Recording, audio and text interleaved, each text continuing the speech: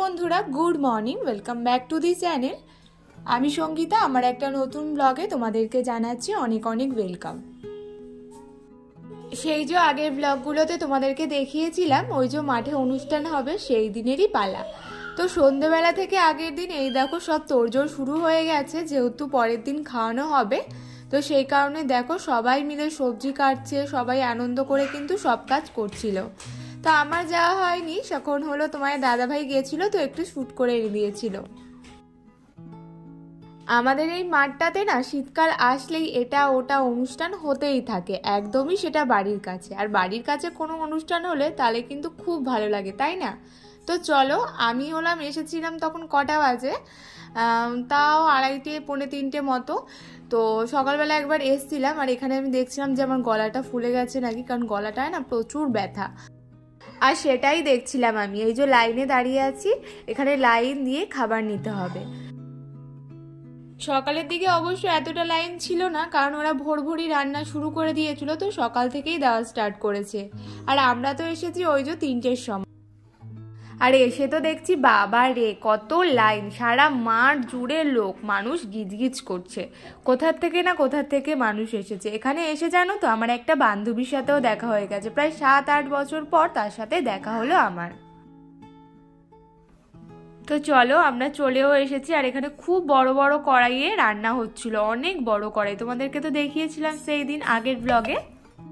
আর এমনি সময় দেখবে ঠাকুরের প্রসাদ খেতে খুব ভালো লাগে। আর এমনি সময় যখন বাড়িতে রান্না করব এত তড়িজুত করে, তখন যত না টেস্টি হয় তার থেকে বেশি কিন্তু এই যে এভাবে রান্না করলে মনে হয় বেশি টেস্টি হয়। আর ঠাকুরের নাম করে সেই প্রসাদ কিন্তু ওই অমৃতই হয়, তাই না? আর কতজন মিলে এই রান্নাটা করছে, অনেকে মিলে দেওয়া ঠাওয়াও করছে, অনেক অনেক মানুষ খেয়েছে জানো তো।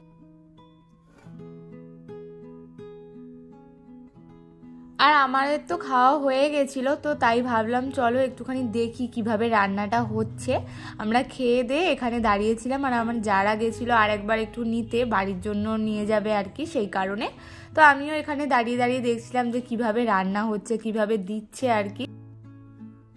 তারপর বাড়িতে গিয়ে একটু রেস্ট করে রেডি টেডি হয়ে একদম চলে গেছি, হলো আমাদের বার্থডে পার্টি ছিল তো সেখানে। তো রেডি হয়ে আমি, আমার যা আর আমার মাম্মাম মিলে 3জনেই গেছিলাম আর কি। আর বাড়ি এসেই ওখান থেকে আমার এত জ্বর চলে এসেছিল, মানে এত কাঁপুনি উঠে গেছিল কি আর বলবো। আমি তো আমার যাকে বারণই করে দিয়েছিলাম যে আমার শরীর এত খারাপ লাগছে, আমি বিকেলবেলা একদমই যাব না। আর সত্যি কথা বলতে মনে মনে ওটাই ভেবেছিলাম, আর সত্যি কথা বলতে ওরকম যদি শরীরের কন্ডিশন থাকতো আমার আজকে যাওয়াই হতো। প্রায় ওষুধ খেয়ে 3-4 ঘন্টা কম্বলের তলায় থেকে তারপরে শরীরটা আস্তে আস্তে ভালো হয়েছে। আর মেয়েদের দেখবে একটু সাজুগুজু করলে, একটু ভালো ভালো জামা কাপড় পরলে কিন্তু শরীর একটু এমনিই ভালো হয়ে যায়।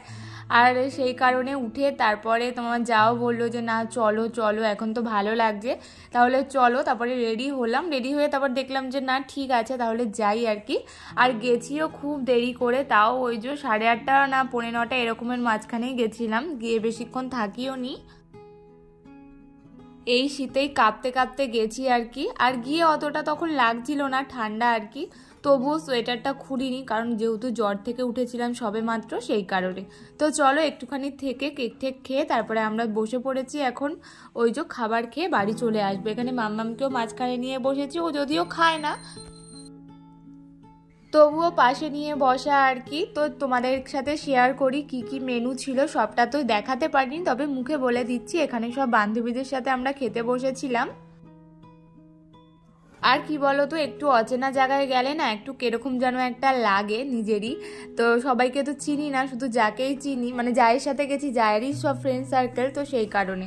তো এই যে আমরা খাওয়া দাওয়া সেরে বাড়িও চলে এসেছি, মানে বাড়ি যাচ্ছিলাম, একদমই বাড়ির কাছে ছিল আর কি। আর এই সময়টা এতটা ঠান্ডা লাগছিল কি আর বলবো। আবারও দেখা হচ্ছে পরের দিন সকালবেলা। একদম আমি স্নান টান করে তারপরে তোমাদের সামনে এলাম। ঘরের কাজবাজ বলতে সব কিছু হয়ে গেছে, এখন খালি বিছানাটা গোছাবো আর কি। বিছানাটা গুছিয়ে টিপটাপ করবো আর কি, সুন্দর করে ঘরটাকে গোছাবো। এমনি ঘরের কাজ, রান্না বান্না, ঘর মোছা টোচা সব কিছু হয়ে গেছে, তেমন কোনো কাজ আর ছিল না। আর এখানে আমার মামামকে আমি বকছিলাম যে তুমি কেন জলের বোতলটা, ও কি বলো তো, জল নিয়ে খেলবে। আর এই ঠান্ডা ওয়েদারে না একদমই ঠান্ডাটা ওর কমছেই না, যত রাজ্যের খেলা সব জল নিয়ে, জানো তো। আর এই শীতকালে এই যে বিছানা কাঁথায় এত জিনিসপত্র থাকে, আর এত জিনিসপত্র থাকে কি আর বলবো, সেগুলো গোছাতে গোছাতেই লাগে মনে হয় আধ ঘন্টা। তার উপর আবার যাদের বাড়িতে বাচ্চা আছে তাদের কথা তো ছেড়েই দাও। তো সেটাই হলো আমার অবস্থা। একে তো কাঁথা কম্বল এটা সেটা তো রয়েছে, তার উপর মামামের খেলনা এদিক ওদিক ছড়িয়ে রয়েছে। আর আজকে সকালবেলা অনেক লেট করেই বিছানা কাঁথাগুলো তোলা হলো, আজকে একটু লেটই হয়ে গেছে। আসলে কি বলো তো, অন্যান্য কাজগুলো সামলাতে সামলাতে না এই কাজটার কথা ভুলেই যাই, ভাবি এটা তো ঘরেই রয়েছে। আর তোমার দাদাভাই থাকতে থাকতে বাইরের কাজটা করিনি, তাহলে মাম্মামকে একটু ধরতে পারবে আর কি। না হলে জানো তো এদিক ওদিক চলে যায়, আমার খুব ভয় লাগে আর কি, সবসময় গাড়ি ঘোড়া চলে সামনে দিয়ে, সেই কারণে। তো সেই কারণে বিছানাটা লেট করে ওঠালেও সমস্যা নেই, আগে বাইরে যে কাজগুলো আছে, ধরো কাপড় ধোয়া ধোয়া থাকলে আর কি, সেটাই বলছি, তো সেগুলো আগে করে নিলে ভালো হয়। তো যাই হোক, এদিকে আজকে আমি তাড়াতাড়ি যেহেতু স্নানটা হয়ে গেছে, তাহলে দেখবে অনেক কাজই হয়ে যায়। আর পুজোটা তো শাশুড়ি মা দিয়েই দেন, আমি খালি বৃহস্পতিবার করে আমি পুজোটা দিই, শাশুড়ি মা প্রত্যেক দিনই পুজোটা দিয়ে দেন আর কি। কারণ আমার একটু ঠান্ডার ধাত, সকাল সকাল আমি একদমই স্নান করি না, একদমই বেলার দিকেই স্নান করি, সেই কারণে। তো এখানে দেখো বিছানা কাঁথা আমার গোছানো হয়ে গেছে, এখন তাড়াতাড়ি করে যাব। আর এদিকে মাম্মামও বাইরে চলে গেছে, কারণ ওর জেম্মাম এসেছিলো, তো সেই কারণে। তো ভাবলাম চলো যতক্ষণ ওর কাছে রয়েছে আমি ততক্ষণ তাড়াতাড়ি করে এগুলো করে নিই।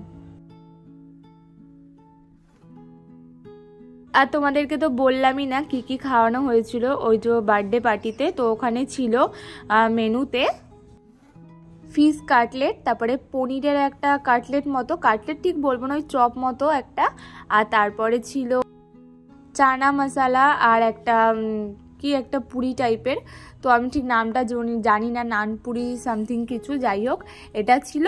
আর ছিল বিরিয়ানি, চিকেন বিরিয়ানি, আর চাটনি পাঁপড় মিষ্টি এগুলো ছিল। আর ওই যে জ্বরের মুখ না, সেই কারণে খুব একটা খেতে পারিনি, তবে কাটলেটটা বেশ ভালো লেগেছিল। এদিকে দেখো তোমাদের সাথে গল্প করতে করতে আমার কিন্তু বিছানাটা গোছানো হয়ে গেছে। আরও অনেক কিছু কাজ করেছি, সেগুলো জানো তো শেয়ার করাই হয়নি, কারণ ওই যে মামাম ছিল আর বারবার মামাম ক্যামেরা স্ট্যান্ডটা ঘুরিয়ে দিচ্ছিলো, তাই ভাবলাম যে কোয়ালিটিটা একদমই ভালো আসবে না, খালি খালি করেও লাভ নেই। তো সেই কারণে আমি ওটা অফ ক্যামেরাই করে নিয়েছি আর কি। মানে ওই যে ডাস্টিং একটা বাচ্চা নিয়ে সংসারের কাজ করতে একা ঘরে কিন্তু খুব সমস্যা হয়ে যায়। একা থাকলে সেটা একটা আলাদা ব্যাপার, কেমন বলো তো, আমার একার সংসার, তবুও আশেপাশে তো রয়েছে, ওই যে একবার দেখতে পেলে না চোখের দেখা, তাহলে আর একদম ঘরে থাকতে চায় না। যতক্ষণ আমি একা থাকবো আমার সাথে শান্ত মতো থাকবে, তবে যখনই ওর জেম্মা বা ঠাম্মি কাউকে দেখবে চেনা পরিচিত, তখন একদমই ঘরে থাকতে যাবে না, দৌড়ে বাইরে চলে যাবে, এরকম একটা ব্যাপার। তো সেই কারণে একার ঘরে কিন্তু নিয়ে কাজ করা যায়, তবে ওই যে সবসময় তো থাকে না তারা, তবে হঠাৎ হঠাৎ করে যখনই দেখে তখন কিন্তু খুবই দুষ্টুমি করে। আর সবসময় তো তারাও ব্যস্ত থাকে, যখন ফ্রি থাকে তারা তো অবশ্যই নেয়, তো সবসময় তো ছাড়াও যায় না। আর সেই সময়টা যখন যেতে পারে না, সেই সময়টা তো আর এমন কান্না কাঁদবে, মানে কি আর বলবো। তো বাচ্চাদের তো ওটাই, আসলে ওরা একা থাকতে একদম ভালো লাগে না। আগে যখন মা বাড়ি থাকতো তখন ওখানে তো সবাইকে পেতো কাছে, এখন তো ওই যে একা একা সবসময় ঘরে আটকানো থাকে, সেই কারণে আরো ওর কষ্টও হয় আর কি। আর সত্যি কথা বলতে, যতদিন না শরীরটা পুরোপুরি ঠিক হচ্ছে, আমি সংসারের কাজ ঠিক মতো দেখাতেও তোমাদের সাথে পারছি না। তবে শরীরটা যতদিন না ভালো হচ্ছে ততদিনই, তবে আমি চেষ্টা করব তোমাদের সাথে সম্পূর্ণ কাজের ব্লগ তোমাদের সাথে শেয়ার করার। এদিকে দেখো কিছু কাপড় জামা ছিল, সেগুলো ভাঁজ করে নিলাম, আর এখন হলো সকালের ব্রেকফাস্ট করব। তো চলো আজকের জন্য ব্লগটা আমি বেশি একটা বড় করছি না। এটা ছিল ওই যে আগের দিনের ডালিয়া, বললাম না আমার যা নিয়ে এসেছিলো বাড়ির জন্য, তো একেবারে গরম করে নিয়ে এসেছে, তো সেটাই এখন আমরা খাবো। আর আগের দিন বার্থডে পার্টিতে গিয়ে কিছু ফটো তোলা হয়েছিল, সেগুলো তোমাদের সাথে শেয়ার করে দিচ্ছি। তোমরা জানিও ফটোগুলো কেমন হয়েছে। আর আজকে আমার ব্লগটা তোমাদের কেমন লাগলো অবশ্যই কিন্তু কমেন্ট করতে ভুলো না। আর আমার ভিডিওটা যদি তোমাদের ভালো লেগে থাকে অবশ্যই কিন্তু চ্যানেলটাকে সাবস্ক্রাইবও করে দিও। সবাই ভালো থেকো, টাটা।